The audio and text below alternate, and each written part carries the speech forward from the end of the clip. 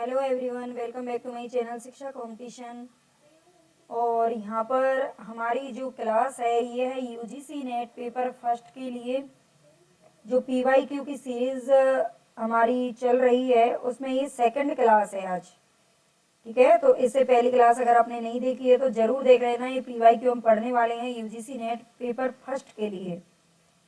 चलते हैं आगे अपनी क्लास की तरफ। आई होप आपके लिए ये बहुत ही हेल्पफुल रहेगी क्लास और आपको पसंद भी जरूर आएगी। फर्स्ट क्वेश्चन है हमारा यहाँ पर, स्वयं पर आयोजित पाठ्यक्रमों के 4/4 की सूची को पहचानिए। स्वयं पर आयोजित, स्वयं को सभी जानते होंगे, ये सरकार की तरफ से चलाए गए कुछ ऐसे मतलब वो हैं जो बच्चों की पढ़ाई से रिलेटेड होते हैं। यहाँ पर जो पाठ्यक्रम होते हैं वो प्रोवाइड किए जाते हैं ऑनलाइन प्लेटफॉर्म से। तो स्वयं पर आयोजित पाठ्यक्रमों के 4/4 की सूची को पहचाना है। स्वयं मूल्यांकन परीक्षण, वीडियो व्याख्यान, शंकाओं के निवारण हेतु ऑनलाइन विचार विमर्श मंच, विशेष रूप से तैयार पाठ्य सामग्री जिसे डाउनलोड या मुद्रित किया जा सके, डाउनलोड को ही मुद्रित बोलते हैं। अधिगमकर्ताओं के मध्य आमने सामने का वार्तालाप। आमने सामने के वार्तालाप की यहाँ पर बात हो रही है, तो क्या ये आमने सामने वार्तालाप होता है? इसमें बताइए, इसमें कौन सा ऑप्शन है जो कि सही होगा? आगे हमें विकल्प दिए हुए हैं, ये विकल्प हमें छांटने हैं यहाँ से। तो स्वयं पर आयोजित पाठ्यक्रमों के 4/4 में स्वयं मूल्यांकन परीक्षण होता है, वीडियो व्याख्यान उपलब्ध किए जाते हैं, शंकाओं के निवारण हेतु ऑनलाइन विचार विमर्श मंच होता है। जब ऑनलाइन विचार विमर्श मंच है तो आमने सामने का तो कोई मतलब ही नहीं होता ना, तो ये तो हमारा वैसे ही रॉन्ग हो गया। विशेष रूप से तैयार पाठ्य सामग्री जिसे डाउनलोड किया जा सकता है, ये बात बिल्कुल करेक्ट है। तो ए बी सी डी हमारे यहाँ पर चारों जो ऑप्शन है वो एकदम सही है। बाकी ई हमारा सही नहीं है क्योंकि आमने सामने इसमें कोई भी इंटरेक्शन नहीं होता है। एक 500 मीटर लंबी रेलगाड़ी, मैथ का क्वेश्चन है। एक 500 मीटर लंबी रेलगाड़ी है, 100 मीटर प्रति सेकंड की गति से चलते हुए एक सुरंग को 10 सेकंड में पार करती है। सुरंग की लंबाई आपसे पूछ रहा है, सुरंग की लंबाई कितनी होगी? तो 200 मीटर, 500 मीटर, 800 मीटर या फिर 1000 मीटर। इसका जो राइट ऑप्शन है वो है 500 मीटर। ठीक है, रेलगाड़ी की लंबाई कितनी है? 500 मीटर है और सुरंग की जो लंबाई है वो भी 500 मीटर इसमें निकल के आएगी। नेक्स्ट क्वेश्चन है यहाँ पर, UGC Infonet digital library consortium NLIST एवं INDDEST AICTE कंसोर्टियम नाम वाले 3 कंसोर्टिया पहलों को मिलाकर शिक्षा मंत्रालय द्वारा कौन सा डिजिटल मंच निर्मित किया गया है?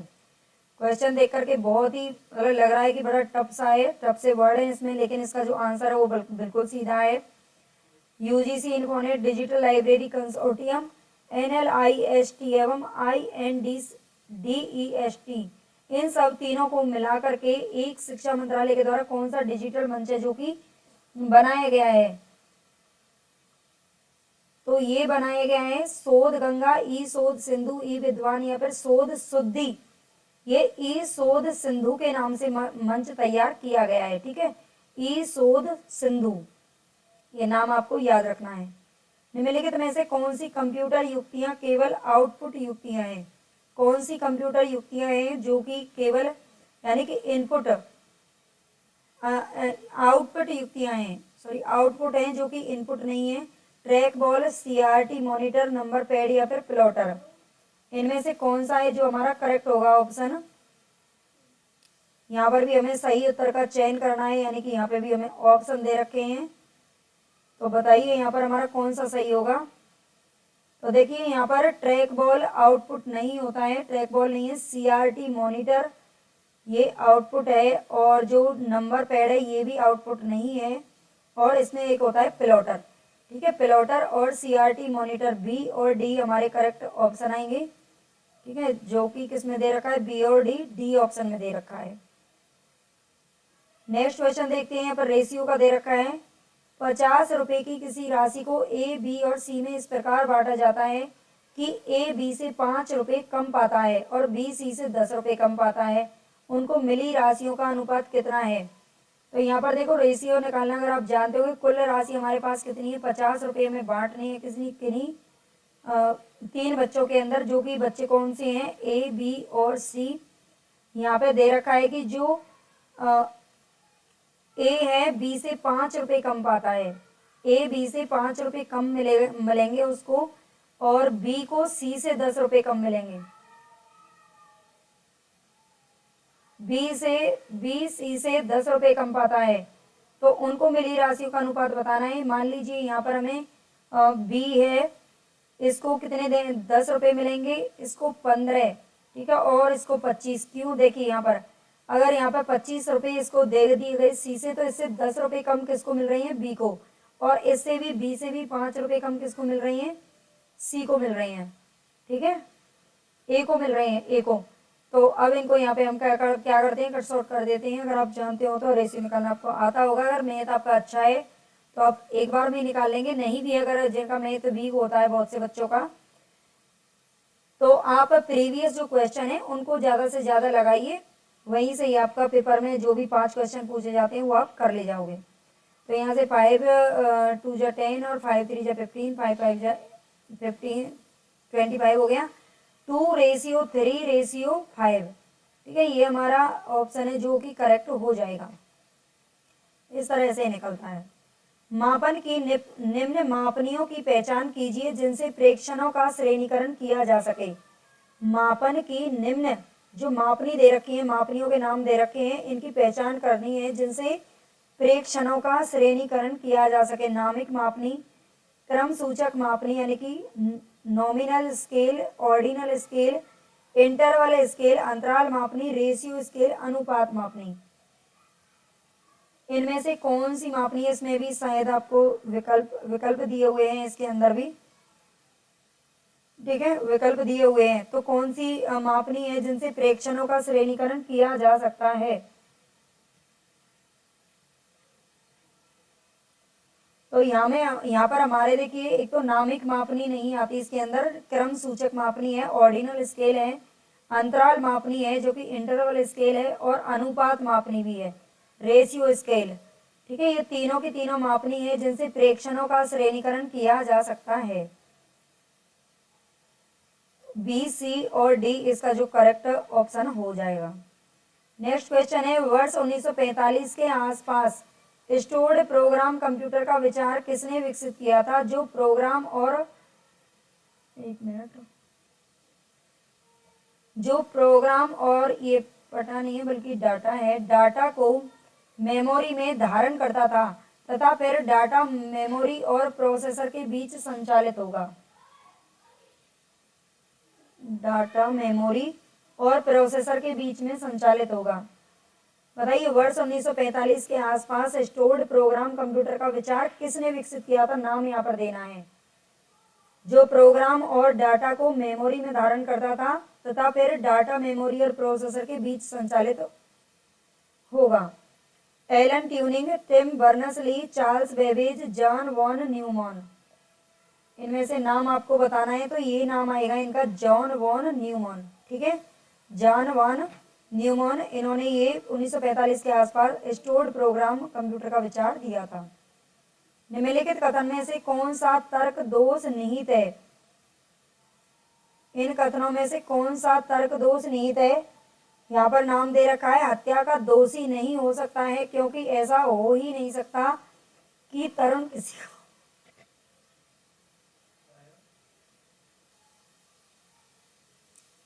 तो यहाँ पर आपको ये वाक्य दे रखा है, इसमें आपको बताना है कि कौन सा तर्क दोष है। अविचारित सामान्यीकरण, फिसलन युक्त ढाल, आत्माश्रय दोष या फिर अनुपयुक्त प्राधिकार। अगर किसी पे इतना विश्वास है कि वो ऐसा नहीं कर सकता है तो इसमें होगा आत्माश्रय दोष। ये तर्क दोष कौन सा है, आत्माश्रय दोष। नेक्स्ट क्वेश्चन देखते हैं, कंप्यूटर मेमोरी के संदर्भ में निम्नलिखित कथनों में से कौन सा सही है। कंप्यूटर मेमोरी के संदर्भ में निम्नलिखित कथनों में से सही आपको बताना है। HDD में हेड क्रैश हो सकता है, HDD में हेड क्रैश हो सकता है। SSD HDD। SSD को लोकशील मेमोरी के रूप में भी जाना जाता है। HDD में कोई भी भाग गतिमान नहीं होता है। कंप्यूटरों में सामान्यतः द्वितीयक मेमोरी की अपेक्षा प्राथमिक मेमोरी अधिक होती है। तो इनमें से सही पूछ रहा है, केवल आपसे सही पूछा है, इसमें आपको विकल्प नहीं दे रखे हैं, आपको केवल एक ही जो ऑप्शन है वो चूज करना है। तो कंप्यूटर मेमोरी के संदर्भ में कौन सा कथन है जो कि सही है? HDD में हेड क्रैश हो सकता है, ये बात करेक्ट है। ठीक है, ये आपका जो ए ऑप्शन है वो बिल्कुल करेक्ट है। नेक्स्ट क्वेश्चन है, भारतीय शास्त्रीय न्याय मत के अनुसार निम्नलिखित में से कौन से कथन है जो कि सही है? भारतीय शास्त्रीय न्याय मत के अनुसार कौन से कथन सही हैं? न्याय वाक्य में 3 प्रतिगप्तियां होती हैं, न्याय वाक्य में 5 प्रतिगप्तियां होती हैं, न्याय वाक्य में 3 पद होते हैं, या न्याय वाक्य में 5 पद होते हैं। और यहाँ पे आपको ऑप्शन भी दे रखे हैं, कौन से ऑप्शन है जो कि हमारे करेक्ट होने वाले हैं। तो यहाँ पर हमारा ऑप्शन होगा, जो भारतीय शास्त्रीय न्याय मत के अनुसार कौन से कथन सही है? जो न्याय होता है ना, न्याय वाक्य में 5 प्रतिगप्तियां होती है, ये बात सही है। और इसके अलावा हमारा सी सही है, न्याय वाक्य में 3 पद होते हैं। ठीक है, बी और सी हमारा जो ऑप्शन है वो करेक्ट है। बी और सी हमारा B option is the right option. चलते आगे, मैकाले के संदर्भ में निम्नलिखित कथनों में से कौन से कथन सही हैं? मैकाले, लॉर्ड मैकाले का नाम आपने सभी ने सुना होगा, लॉर्ड मैकाले जो कि वायसराय थे। तो मैकाले के संदर्भ में कौन से कथन है जो कि सही है? उसने प्रशासकीय भाषा के रूप में फारसी को अंग्रेजी से प्रतिस्थापित करने में सफलता पाई। यानी कि मैकाले की बात हो रही है, मैकाले ने प्रशासकीय भाषा के रूप में फारसी को अंग्रेजी से प्रतिस्थापित करने में सफलता पाई। उसने शिक्षकों के रूप में अंग्रेजी बोलने वाले भारतीयों के प्रशिक्षण को प्रोत्साहित किया। वह उपयोगितावादी विचारों से प्रभावित था। उसने उपयोगी अधिगम को प्रोत्साहित किया। तो कौन से कथन यहाँ पर सही हैं? आगे देखते हैं, इसमें विकल्प दे रखे हैं, आपको विकल्प में आंसर देना है। तो यहाँ पर मैकाले की बात हो रही है, तो यहाँ पर चारों ही ऑप्शन है जो हमारे करेक्ट हैं। ठीक है, चारों ही करेक्ट हैं। उसने प्रशासकीय भाषा के रूप में फारसी को अंग्रेजी से प्रतिस्थापित करने में भी सफलता पाई। अंग्रेजी बोलने वाले भारतीयों के प्रशिक्षण को प्रोत्साहित किया था, बिल्कुल किया था। वह उपयोगितावादी विचारों से प्रभावित था। उसने उपयोगी अधिगम को प्रोत्साहित किया। तो चारों ही ऑप्शन है जो हमारे यहाँ पर करेक्ट है। हमारा डी ऑप्शन राइट करेक्ट है, लेकिन यहाँ पर डी आ जाएगा, ए बी सी और डी। नेक्स्ट क्वेश्चन है यहाँ पर, गणित से संबंधित समस्याओं पर प्राचीन भारतीय ग्रंथ निम्नलिखित में से कौन सा है? गणित से संबंधित समस्याओं पर प्राचीन भारतीय ग्रंथ कौन सा है जो कि गणित से संबंधित समस्याओं पर लिखा गया है? न्याय सूत्र, लीलावती, मीमांसा सूत्र, या फिर प्रमाण वर्तिका? तो गणित से संबंधित जो समस्याओं पर लिखा गया है ये ग्रंथ है लीलावती, जो कि भास्कराचार्य के द्वारा लिखा गया था।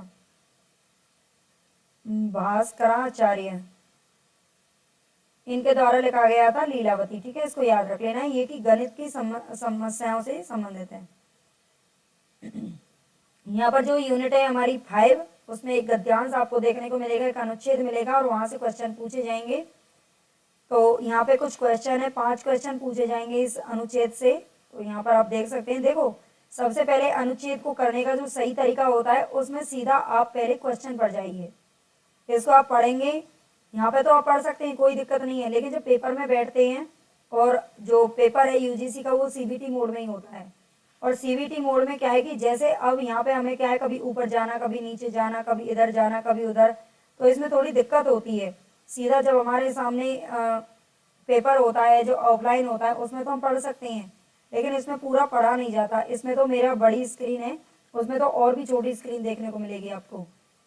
तो इसलिए आप सीधा सबसे पहले अनुच्छेद को करने का यही सही तरीका होता है। आप सबसे पहले एक बार क्वेश्चन पे नजर डालिए।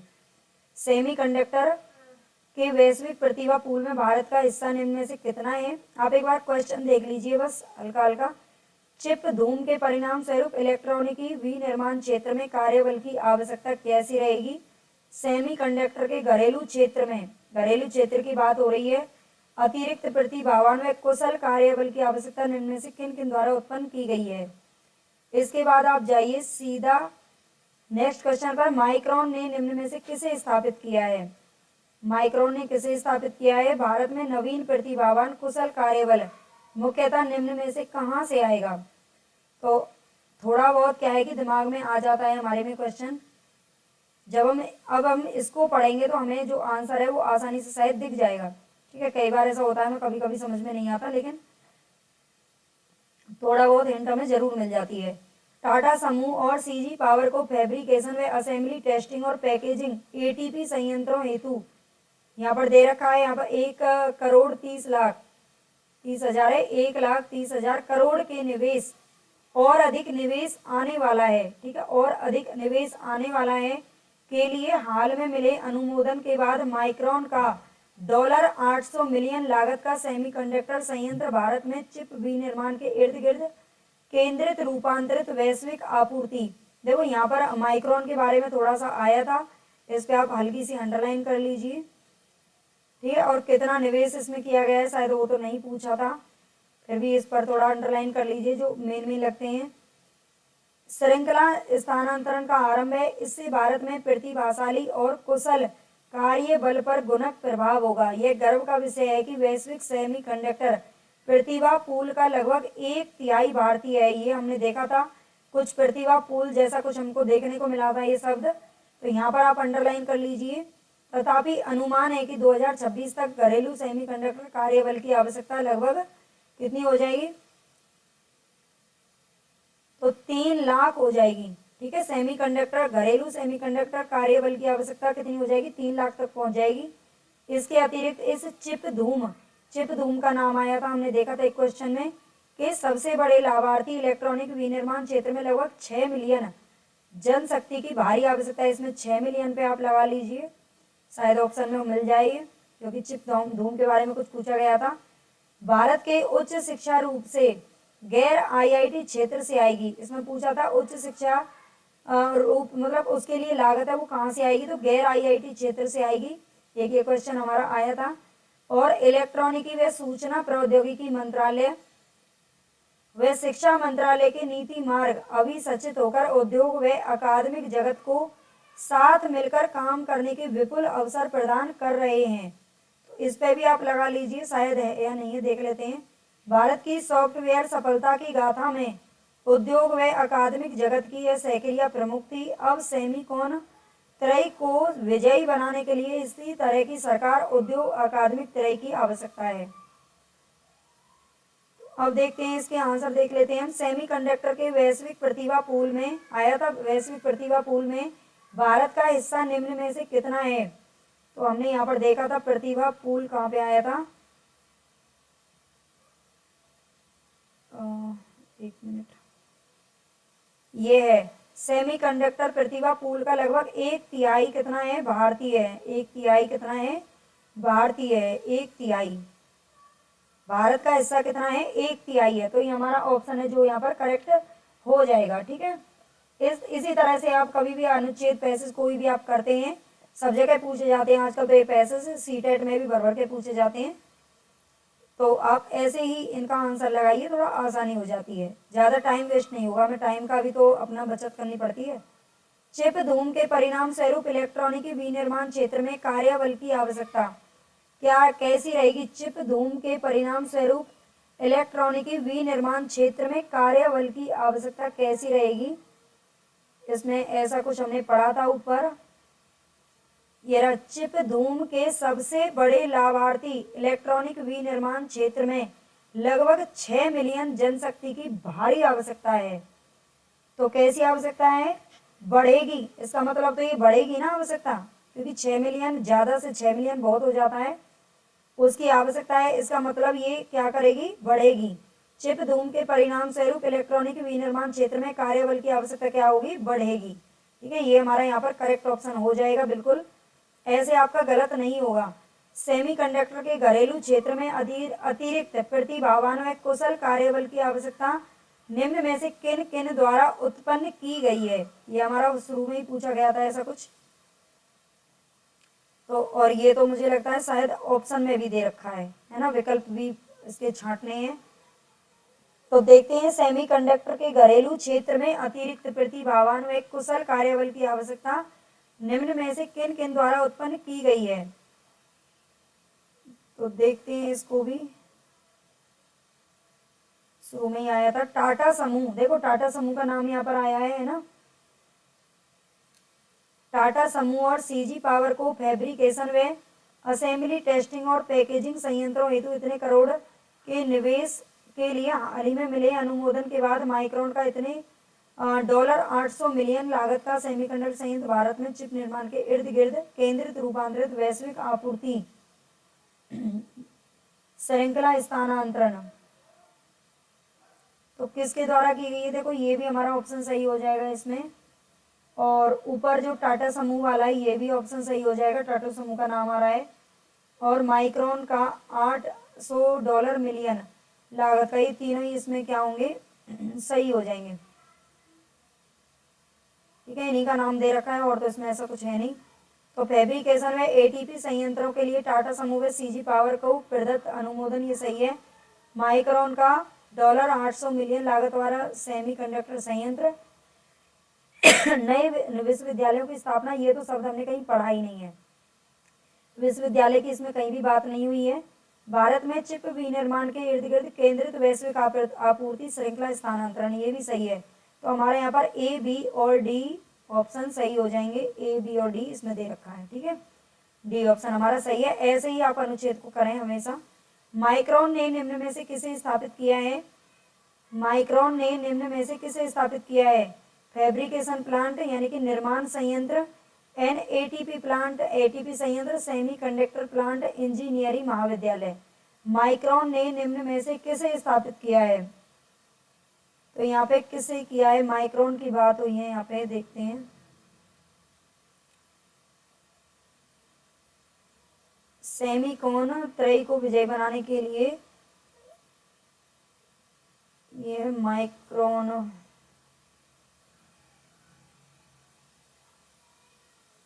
माइक्रोन का इतने जो डॉलर है मिलियन लागत का सेमीकंडक्टर संयंत्र। ठीक है, यहाँ पर बात होती है सेमीकंडक्टर संयंत्र लगाने की बात की है किसने, माइक्रोन ने। तो इस सेमीकंडक्टर संयंत्र के लिए $800 मिलियन खर्च करेगा। भारत में नवीन प्रतिभावान कुशल कार्यबल मुख्यतः निम्न में से कहां से आएगा। तो ये हम ऊपर पढ़ ही चुके हैं, गैर आईआईटी क्षेत्रों से आएगा। ठीक है, STEM और IITS ये नाम कहीं भी नहीं आए हैं, ये नॉन आईआईटी, ठीक है, नॉन आईआईटी जो फील्ड है वहां से आएगा इसका जो कुशल कार्यबल है। ठीक है, ये याद रख लेना। तो यहाँ पर हमारे यहाँ 16 क्वेश्चन है, 5 क्वेश्चन हमने अनुच्छेद से कर लिए हैं जो कि मैं पहले नहीं करवा पाई थी। इसके अलावा हमारे UGC नेट के पेपर फर्स्ट के लिए हम कुछ थ्योरी भी पढ़ चुके हैं। जो हमारी थ्योरी वाली यूनिट है उनको आप जरूर देख लेना, प्लेलिस्ट बनी हुई है। और प्लीज़ आप सभी से हाथ जोड़ करके रिक्वेस्ट है, चैनल को सब्सक्राइब जरूर कर लेना जिन्होंने नहीं किया है, और ज़्यादा से ज़्यादा आपको शेयर करना है। जो भी बच्चे UGC नेट या MP सेट या असिस्टेंट प्रोफेसर TGT PGT की भी तैयारी कर रहे हैं, इसके अलावा हिंदी मैं पढ़ाती हूँ, तो हिंदी की भी हमारी PYQ सीरीज अब चल रही है। और उसके अलावा मैं काफ़ी उपन्यास और कहानियाँ तो हम सारे पढ़ ही चुके हैं, आप वहाँ से देख सकते हैं, प्लेलिस्ट जा करके चेक कर सकते हैं। Thank you very much.